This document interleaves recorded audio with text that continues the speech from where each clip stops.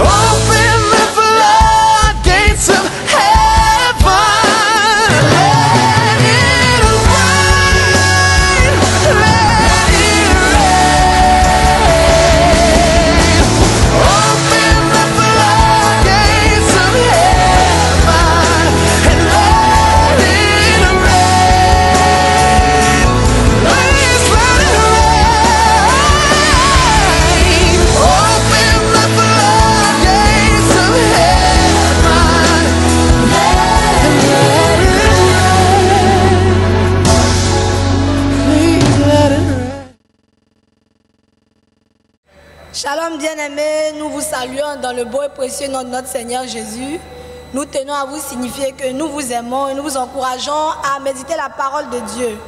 Nous sommes à notre émission de méditation communautaire appelée EBCI et nous voulons vous encourager à suivre avec nous la méditation de ce jour. Nous sommes à la leçon 9 au jour 1. Le titre de la leçon 9 c'est « Exercer la liberté chrétienne avec amour ». Et le passage concerné se trouve dans 1 Corinthiens 8, versets 1 à 3. Je fais la lecture dans la version Semeur. Passons au problème de viande provenant d'animaux sacrifiés aux idoles. Nous possédons la connaissance voulue, dites-vous. C'est entendu, mais cette connaissance rend orgueilleux. L'amour, lui, fait grandir dans la foi. Celui qui s'imagine avoir de la connaissance ne connaît pas encore comme on doit connaître. Mais celui qui aime Dieu, celui-là est connu de Dieu. Amen. Je vais donner la parole à mes invités. À ma droite, la jeune dame qui est là va se présenter et puis faire la lecture dans la version 8 secondes. Alléluia. Je suis la sœur Goupéo Grâce. Amen. Je lis 1 Corinthiens 8, verset 1. Pour ce qui concerne les viandes sacrifiées aux idoles, nous savons que nous avons tous la connaissance. La connaissance enfle, mais la charité édifie. Si quelqu'un croit savoir quelque chose, il n'a pas encore connu comme il faut connaître. Mais si quelqu'un aime Dieu, celui-là est connu de Dieu. Amen. Amen. Alors, la première question, chaque invité pourra se présenter avant de prendre la parole. La première question, quel est l'effet de la connaissance? Elle a deux volets. Quel est l'effet de l'amour? Quel est l'effet de la connaissance? Quel est l'effet de l'amour? Oui. Ma soeur, vous vous présentez. Je suis la sœur Kofi Olivia. Et selon la question qui a été posée et le passage que nous venons de lire, il est dit que la connaissance enfle et l'amour ou la charité en fonction des versions édifie. On le voit tout de suite dans le verset 1 du chapitre 8 qu'on vient de lire. D'accord. Verset 1, l'amour. On n'a pas la même version. La connaissance enfle et l'amour fait grandir. Amen. Je crois que c'est clair, hein? Voilà. La deuxième question, que pensez-vous de ce que Paul disait à propos de l'amour et de la connaissance? Je souhaiterais qu'un homme réagisse cette fois-ci. D'accord? Oui, moniteur Adjobi David. Habitué du plateau. Voilà, je pense que la vraie connaissance doit pouvoir se mettre au service de l'amour pour chercher à édifier plutôt que de se vanter. D'accord, donc selon le moniteur, c'est que Paul nous encourage à aspirer à l'amour. D'accord? Quelqu'un d'autre? D'accord, oui. Ok, bonjour, c'est Bénin frère et soeur. Moi, c'est le frère Kwasi Asorogi Marcel. Voilà, je voulais aussi ajouter quelque chose par rapport à la question numéro 2.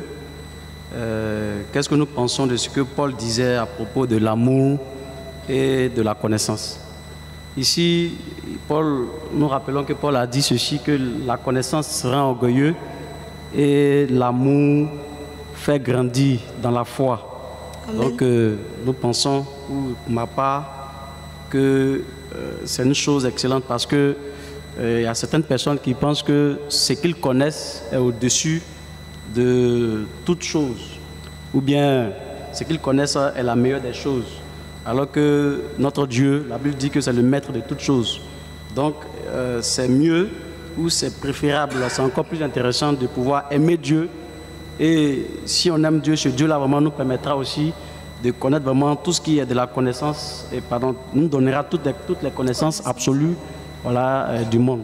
Donc l'apôtre Paul a eu raison de dire que la connaissance rend orgueilleux, mais l'amour de Dieu fait grandir dans la foi. D'accord. Je voudrais qu'on puisse enrichir la causerie avec une référence relative à l'amour, si c'est possible. Parce que ça, c'est l'opinion qu'on peut se faire individuellement de ce que Paul a dit là. Je ne sais pas si quelqu'un a un verset qui peut nous aider dans ce sens.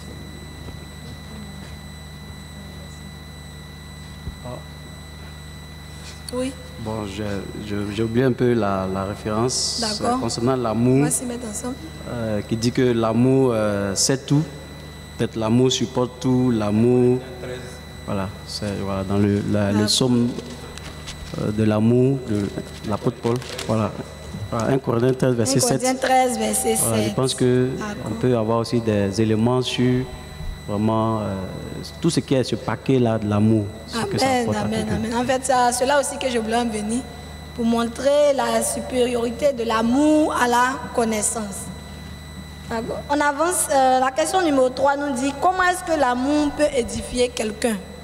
À votre avis, s'il y a un témoignage pour appuyer aussi, il est le bienvenu. Comment est-ce que l'amour peut édifier quelqu'un? Oui.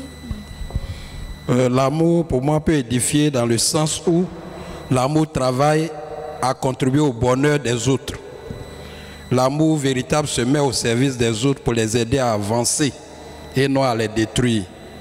Quand nous prenons Romains 13, le verset 10, il est dit que l'amour ne fait pas de mal au prochain. Amen. Donc l'amour va travailler pour rechercher le bonheur du prochain. Donc c'est en cela que l'amour peut édifier. Amen. Quelqu'un d'autre? Oui, la sœur. Il faut que les femmes aussi parlent. Moi, je suis pour l'équilibre. Aussi, l'amour, par amour, on apporte des paroles de douceur, d'encouragement à certaines personnes. Amen. Moi, il faut dire que l'amour m'a aidé à pouvoir vraiment grandir ma foi. Parce qu'il y a une maman qui m'a approchée, malgré le fait qu'elle a vu que j'étais vraiment fermée. Une maman, hein? Oui, oui. D'accord. Elle a vu que la petite était vraiment fermée. Et son amour, les paroles qu'elle m'apportait par amour, m'ont permis de m'accrocher vraiment au Seigneur. Et c'est aussi ça, par amour pour moi. Les paroles, c'est-à-dire que c'est l'amour qui a suscité toutes ces paroles envers moi. Amen. Et ça fortifie aussi ma foi. Amen, amen, amen, amen. Oui, la sœur Olivia. Ce que je peux rajouter, c'est que l'amour est source de joie. Pas forcément pour la personne qu'on aime, mais pour soi-même en fait. Pour soi-même, son équilibre. L'amour construit et l'amour aussi empêche de faire le mal. Parce que quand tu as en cœur le bien-être d'autrui, tu ne te vois pas lui mentir, tu ne te vois pas méditer même le mal. Voilà, méditer le mal, peut-être des paroles dévalorisantes ou méprisées et tout. L'amour empêche le mal. Amen. Voilà ce que j'avais. Alors ce qu'elle dit là, c'est très bienvenu parce que la question ne dit pas comment est-ce que l'amour peut édifier quelqu'un d'autre. Comment est-ce que l'amour peut édifier quelqu'un? Donc ça peut être nous-mêmes. Voilà. Ok. Oui, le frère Guy Massé. Pour enchérir un peu sur ce que les bien-aimés frères et sœurs ont évoqué tout à l'heure, ici, moi j'ai tout de suite à l'esprit l'amour incommensurable de Jésus. Parce que la Bible dit que nous étions errants, et comme des brebis, chacun suivait sa propre voie. Oui. Mais l'amour de Dieu a permis à ce que nous puissions être même là sur ce plateau. Amen. Donc chacun était malheureux, misérable dans son coin. Et il n'y avait pas de solution pour nous, il n'y avait pas d'avenir. Mais l'amour de Dieu est plus grand que notre péché, raison pour laquelle nous sommes aujourd'hui fortifiés, nous sommes édifiés aujourd'hui, nous sommes tout beaux et belles sur ce plateau. C'est grâce à l'amour de Dieu. Tout à fait. Je suis d'accord. Je suis d'accord dans le sens aussi où nous sommes le reflet du Seigneur. Si on nous a aimés, nous aussi on doit l'amour. Tout à fait. Que Dieu nous bénisse. Okay. La dernière question, c'est la suivante. Quelle comparaison Paul a-t-il faite dans le verset 3. Quelle comparaison Paul a-t-il fait dans le verset 3? A-t-il fait dans le verset 3, quelqu'un pour nous lire la version, le verset? Oui, le verset 3 dit ceci. Mais si quelqu'un aime Dieu, celui-là est connu de lui. Si quelqu'un aime Dieu, celui-là est connu de lui. Bon, donc en fait, la comparaison est sous-entendue ici. D'accord. Dieu connaît ceux qu'il aime. Ce qui veut dire qu'il ne connaît pas aussi ceux qui ne l'aiment pas. C'est-à-dire, pas qu'ils ne les connaissent pas, mais il n'a que faire de ces personnes. C'est un peu dans le sens de ce que nous pouvons comprendre dans 1 Samuel 2, le verset 30, où le Seigneur dit « J'honorerai ceux qui m'honorent, mais ceux qui me méprisent seront méprisés. » Donc, si quelqu'un aime Dieu, si quelqu'un s'attache à Dieu, Dieu également lui est favorable. Mais si quelqu'un ne considère pas Dieu, si quelqu'un ne s'attache pas à Dieu, bon, Dieu aussi ne s'en occupe pas. Voilà.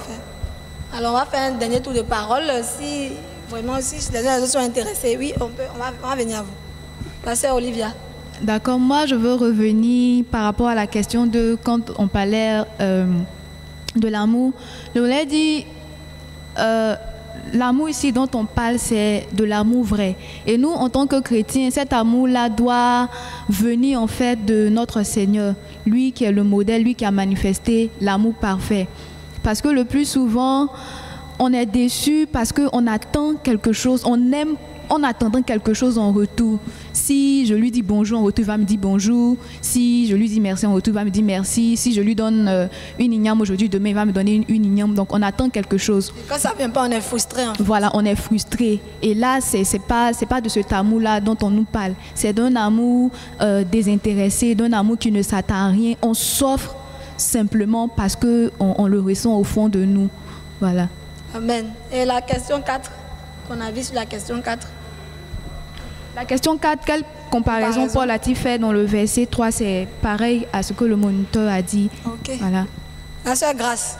Ce que je voulais ajouter par rapport à la question 4, c'est que tu peux avoir la plus grande connaissance, être un grand théologien, mais si tu n'aimes pas Dieu, il ne te connaît pas. Amen. Voilà. Donc Dieu connaît ceux qui l'aiment réellement. Même si tu n'as pas de grandes connaissances, mais que tu aimes Dieu, Dieu, il te connaît déjà au ciel. Je crois que c'est ce qui est dit ici dans Matthieu 7, verset 21. Pour entrer dans le royaume des cieux, il ne suffit pas de me dire Seigneur, Seigneur, mais il faut accomplir la volonté du Père. Dans la version Louis II, c'est dit un peu différemment. Ce n'est pas tous ceux qui me disent Seigneur, Seigneur qui entreront dans le ciel. Donc c'est important de le dire. Oui, le frère Assoro. C'est sur moi que le tour de table va s'arrêter, donc je vais aller très rapidement. Ici, l'apôtre Paul met en relief deux éléments, la connaissance et l'amour. Les deux choses sont, je pourrais dire, relatives. Parce qu'il dit, celui qui aime Dieu, celui-là est connu de Dieu. Donc moi, j'allais aussi dire aussi que celui qui n'aime pas Dieu, bien entendu, celui-là n'est pas connu de Dieu. Donc pour être connu de Dieu, tout simplement, il faut l'aimer. Que Dieu nous bénisse. C'est l'amour qui nous fait, qui nous met en contact direct avec Dieu. Amen. Alors, ceci étant, je vous dis merci, chers invités. Que Dieu vous bénisse et qu'il nous aide à aimer. Le verset à mémoriser pour cette leçon, nous le rappellerons tout au long de l'étude. Néanmoins, pour nous, il n'y a qu'un seul Dieu, le Père, de qui viennent toutes choses et pour qui nous sommes, et un seul Seigneur Jésus-Christ, par qui sont toutes choses et par qui nous sommes. 1 Corinthiens 8, verset 6. Que Dieu nous bénisse et nous allons passer sans plus tarder à la synthèse. Nous demandons au frère Dosso Djibril d'approcher pour le faire. Que Dieu nous bénisse encore. Amen. Bien-aimés, nous vous saluons dans le nom de notre Seigneur Jésus-Christ de Nazareth. Que Dieu vous bénisse. Nous prions que le Seigneur Jésus-Christ de Nazareth soit au contrôle de cette écoute. Alors, le texte qui nous est soumis se trouve dans 1 Corinthiens 8, de verset 1 au verset 3. Alors, bien aimés chers frères et sœurs, comme nous l'avons déjà vu dès l'entame de l'étude de cette épître, nous remarquons que l'église de Corinthe était confrontée à plusieurs difficultés. Et au chapitre 8, L'une des difficultés était la question des viandes sacrifiées aux idoles. Paul est donc amené à répondre aux Corinthiens sur la question des viandes sacrifiées aux idoles. Alors donc la question était de savoir s'il était convenable pour les chrétiens de manger les viandes sacrifiées aux idoles. Autrement dit, était-il possible pour un chrétien de prendre part aux cérémonies religieuses où on va dire de manger de la nourriture sacrifiée aux idoles? Mais bien aimé, ce qui va nous retenir notre attention sur ce chapitre, au niveau de ces 3 versets, Paul, avant effectivement d'aborder, ou on va dire de donner une réponse à cette problématique, il va attirer d'abord l'attention des Corinthiens sur ce qui peut les aider dans cette situation. Il va au cours effectivement de ces 3 versets mettre en évidence le fait que les Corinthiens devaient manifester l'amour envers Dieu. Ils devaient aimer Dieu dans cette situation par laquelle les Corinthiens passaient. Bien aimés, chers frères et sœurs, on est peut-être amené là où nous sommes à nous poser des questions. Certainement pour ceux qui ne sont pas convertis. Quel est mon avenir? Pourquoi on a véritablement cette pandémie qui s'abat sur le monde entier? Plusieurs questions ne trouvent pas réponse. Bien aimés chers frères et sœurs, je voudrais dire à celui qui n'a pas encore accepté le Seigneur, qui est confronté véritablement à cette problématique, à ces différentes questions, d'accepter le Seigneur Jésus-Christ de Nazareth, d'aimer Dieu, de manifester son amour envers Jésus-Christ de Nazareth, parce qu'il est mort à la croix pour nous, mais bien plus, il est ressuscité pour le pardon de nos péchés. Alors là où tu es, si certainement il y a des questions qui te tourmentent, bien-aimé, donne ta vie au Seigneur Jésus-Christ de Nazareth.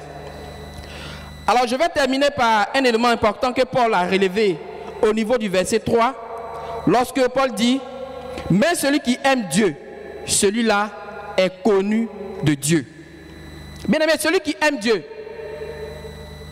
Dieu lui communique sa pensée. Dieu lui communique sa pensée. Quand on est tourmenté par des difficultés, on n'arrive pas à avoir des réponses à certaines questions et qu'on manifeste son amour envers Dieu, Dieu nous communique sa pensée. Dieu demeure également aussi avec celui qui aime Dieu. Et au-delà de tout, Dieu reconnaît celui qui l'aime et le délivre en toute situation. Et je voulais vous inviter à lire Jean 10, du verset 14 au verset 5. La Bible dit « Moi, je suis le bon berger. Je connais mes brebis et mes brebis me connaissent. Tout comme le Père me connaît et que je connais le Père, je donne ma vie pour mes brebis. » Bien-aimés chers frères et sœurs, celui qui manifeste son amour envers Dieu, Dieu prend soin de toi. Dieu prend soin effectivement de tout ce qui te concerne. Je voudrais juste t'encourager de là où tu es et que tu m'entends à manifester ton amour envers Dieu. C'est en cela que le Seigneur Jésus-Christ, dans son amour, prendra soin de toi. Prendra soin de toi. Il mettra sa bonne main de grâce dans ta vie. Il combattra également pour toi. Que le Seigneur te bénisse. Que la grâce du Seigneur Jésus-Christ repose sur ta vie. Que le Seigneur te bénisse. Amen. Nous allons prier le Seigneur. Père, nous te rendons grâce pour ces moments que tu permets. Je te recommande l'état de nos cœurs. Permets que, Père éternel de bonté, ton amour inonde, Père éternel, nos vies. Et permets que nous puissions te donner corps et âme. Nous puissions, oh Jésus-Christ, t'offrir, oh Jésus-Christ, nous offrir notre corps comme un sacrifice à toi. Béni sois-tu de ce que tu guides nos vies. Tu diriges la vie de chacun au nom de Jésus. Amen.